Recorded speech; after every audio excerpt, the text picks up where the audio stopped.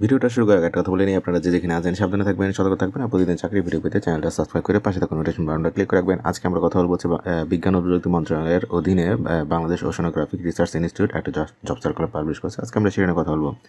এটা হচ্ছে তাদের অফিসিয়াল বিজ্ঞপ্তিটা, ভিডিও ডিসক্রিপশন আমি একটা লিঙ্ক দিয়ে দেবো, সার্কুলার লিঙ্ক, এটা ক্লিক করে ডিজিটাল ওখানে পেয়ে যাবেন। এখানে আসলে দেখবেন যে ফার্স্টের পজিশনটা হচ্ছে সিনিয়র সায়েন্টিফিক অফিসার। এখানে ডিটেলস কিন্তু তারা বলে দিচ্ছে, এটা পদ সংখ্যা কিন্তু 4টা এবং অনূর্ধ্ব 37 বছর এবং এই শিক্ষাগত যোগ্যতা সহ ডিটেলস এখানে দেওয়া আছে। সম্পূর্ণ ডিটেলসটা আপনারা পড়ে নেবেন। আমি জাস্ট পদগুলোর নাম বলে যাই, নাহলে ভিডিওটা অনেক বড় হয়ে যাবে। 2 নম্বরটা হচ্ছে সায়েন্টিফিক অফিসার, এখানে পদ সংখ্যা হচ্ছে 11টা। আর 3 নম্বর হচ্ছে অ্যাডমিনিস্ট্রেটিভ অফিসার, এটা পদ সংখ্যা হচ্ছে একটা, মানে একজন।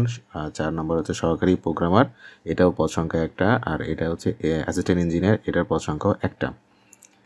আর এখানে অ্যাপ্লাই কিভাবে করবেন, এইখানে দেখেন 1 ও 2 পদের জন্য আবেদন ফর্ম ক এবং 3, 4, 5 ক্রমিক পদের জন্য আবেদন খ পূরণপূর্বক আবেদন করতে হবে। এই জিনিসগুলো খেয়াল রাখবেন। এই অ্যাড্রেসে গেলে ফর্মটা পাবেন, মানে এই যে অ্যাড্রেসটা আমি এখন যেখানে আছি বিজ্ঞপ্তির এটার নিচেই ফর্মগুলো আছে।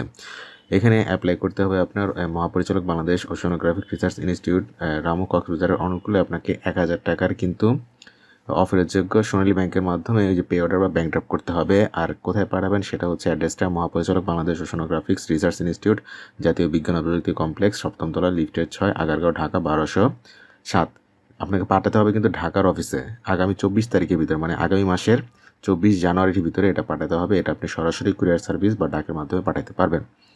বেসিক বিষয়গুলো বলে দিছি, আর ডিটেলসটা আপনারা ভালো করে পড়ে নেবেন। আর আমি ফর্মটা দেখে দিই, এটা হচ্ছে ক ফর্মটা আর এর নিচে হচ্ছে খ ফর্মটা। ঠিক আছে, এটা ডাউনলোড করে তারপরে ফিল আপ করে তারপরে অ্যাপ্লাই করবেন। সমস্যা হলে ভিডিও নিচে কমেন্ট করেন, দেন আমি এটা নিয়ে কথা বলে দেবো। তাহলে আজকে এই পর্যন্তই, ভালো থাকবেন, আল্লাহ হাফেজ।